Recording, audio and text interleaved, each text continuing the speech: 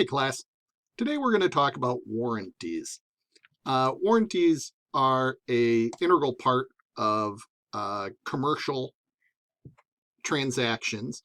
They are essentially a promise or a guarantee made by a seller of goods that the goods offered for sale are not defective and that they will perform properly. Now, as most things in contracts that you've been learning about they can either be express warranties or implied warranties. So an express warranty might be written down, it might be oral, or by performance, an indication that this good for sale is warranted, or implied. And we're going to talk about the various implied warranties momentarily. Now, keep in mind, there is a distinction between warranties and unrealistic promises, sales pitches, and that kind of thing.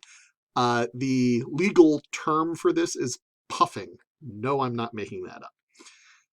Now, when you're considering whether or not something's a warranty, and when you're looking at a warranty, always look to the following issues, okay? Duration, scope, and what is the remedy, okay?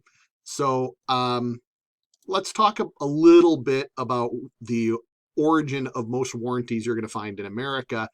It is what's referred to as the Uniform Commercial Code, the UCC. Every state has adopted the UCC, and very few states make changes to it or anything. It's uniform for a reason. And what it dictates is how commercial transactions are going to happen across the country. Okay, it is the exception when a state has deviated from the UCC. So this is an incredibly important document that if you pursue your studies in law, you're going to learn an awful lot more about. Suffice to say that you should be aware that the UCC exists. It is the location for a lot of this implied warranty and express warranty with the rules that govern these things. And again, it lays out the foundation upon which warranties interact with these kinds of contracts, these commercial contracts. Okay, but really, you're not going to need to know much more other than the UCC exists, that it's a thing, that it governs sales contracts. And again, these are contracts between businesses and people, or corporation to corporation, or whatever. And you should also be aware of the Magnuson-Moss Warranty Act, the MMWA, which requires that all written warranties do 4 things. Okay, and so, of course, the Magnuson-Moss Warranty Act governs express warranties because they're written out. That all written warranties disclose all essential terms and conditions in one document, that they be stated in simple and easy to read language, that they be made available to the consumer before the sale, and then 4, explain what parts or problems are covered by the express warranty. The MMWA requires warranties to be full or limited. And of course, that just means a full warranty covers the repairs or replacement at no cost or a full refund to the consumer, whereas a limited warranty covers some defects at a partial cost, but not everything. Okay, so you'll hear warranties discussed, for example, in the purchase of a car.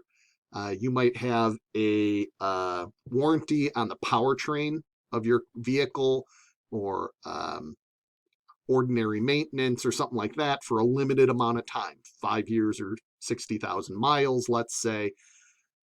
These are all terms governed by this MMWA.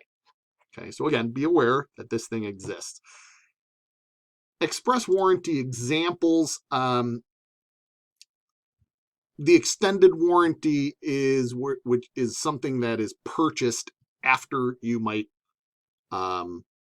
purchase a product. You can buy an extended warranty or a longer contract to service a product or something like that. Now, again, you might also buy a product which is expressly no warranty. You are buying something as is, and that should be featured prominently in the purchase agreement between you and whoever you're buying something from. Now, again, remember these warranties are written down. They're express warranties, and they're generally between a regular business person and a consumer, okay? Now, full warranties are really hard to find. Okay, there's just not a lot of them out there. Limited warranties happen a lot. And of course, no warranty, extended warranties. I'll post these 3 links on Google Classroom so you can check out the examples. But again, these are express warranties. Let's talk about implied warranties now. Implied warranties are a different animal altogether because you don't have to write these down, okay? Now, the implied warranty is the idea that, look, there's certain things that when you're selling a good or service that you don't even need to write it out, that these things will be assumed by the law, okay? And there's warranty of merchantability, which we'll talk about here, warranty of fitness for a particular purpose, and warranty of title. Now, again, implied warranties only apply to dealers of a product, okay, not to casual sellers. If I'm selling you my car on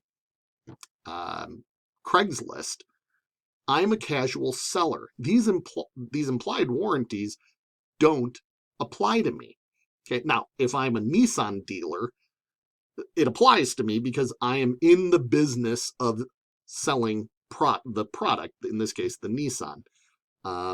So again, be sure to appreciate the distinction here, know when these implied warranties apply. So let's talk about warranty of merchantability. This is an unwritten promise that an item sold is a typical product used for that purpose, okay? It also is an unwritten promise that the product is of average quality. You're not buying something, that is unique or, top of the line, exceptional. You're buying an average product. And it's an unwritten promise that the product conforms to all the promises made by the seller. And this is where we get into that distinction between puffing, sales promises, and actual warranties, okay? Because if somebody says something about the product that is data-based, then you could conceivably call that an express title. But if somebody says, oh, this is the best car ever, that is not an express warranty. That's puffing, okay? If I'm selling you a car and I say this car goes from 0 to 60 in 5 seconds, well, then the car ought to go from 0 to 60 in 5 seconds. That's a warranty, okay? That's a promise that the car does that because it's data or scientifically determined, okay? That's something that is much more tangible than, oh, this is the best car ever. That's just puffing. So this warranty of merchantability contains these 3 assumed or unwritten promises from a seller of the product, a merchant, to a consumer. It's typical product, average quality, and that it's going to conform to all the promises made by the salesperson who's selling the good. Now, the warranty for fitness for a particular purpose is a little trickier, but pretty straightforward. If the seller has reason to know of the particular purpose that the buyer is buying a good, and the seller had reason to know that the buyer was relying on the seller's skill or judgment to select a particular good for a particular purpose, and the buyer actually relies on the seller's skill or judgment, then the implied warranty is that this good that the merchant is selling conforms to that particular purpose.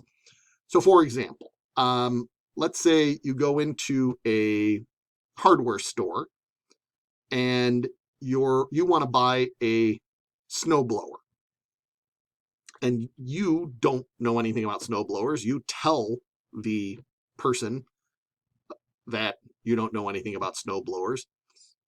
You describe the circumstance or the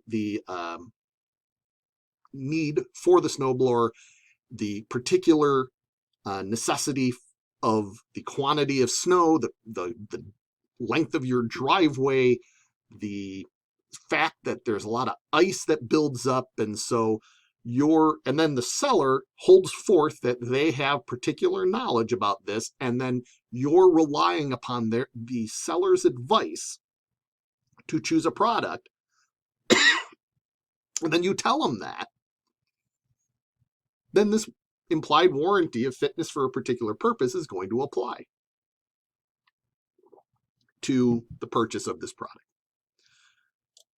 Finally, the warranty of title is very straightforward, but very crucial. This applies to goods sold, whether you're a casual seller or a merchant. This applies to all sales, this implied warranty of title. The seller, by putting a product into the stream of commerce, is warranting that they actually have title to the good. Okay, that they own the property that they're selling, and that the transfer that they're making is lawful or legal. Okay. In other words, the seller is the owner, has the legal authority to sell the goods to the buyer.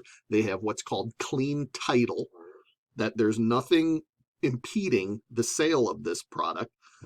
And they can provide to you a transfer of title, that they have the certificate to the title, for example, of a car or a home, that there's no encumbrances on that product, such as a mortgage or a lease that has not yet been paid off. Those are two examples of encumbrances that have to be taken care of before you sell something to somebody else. So when you purchase a house, the person selling the house almost certainly does not own their house outright. Let's say they bought their house for $400,000. They paid $200,000 of the principal for the house. They still owe the bank $200,000 on that loan. They can't sell their house unless they also execute, as part of the sale, a transfer of $200,000 to the bank to whom they own that $200,000 to make their title clean. Okay, that means then, having paid off the bank $200,000, they can keep whatever is left from the sale for themselves, and then transfer clean title to the people that bought the house. Okay. This is to avoid, frankly, the legal issues of who owns what, and prevents illegal sales and all that kind of stuff. I hope this makes sense. Warranties are pretty straightforward, but they are crucial to understanding how contracts work. Please shoot me any questions that you might have about this, and I will see you tomorrow.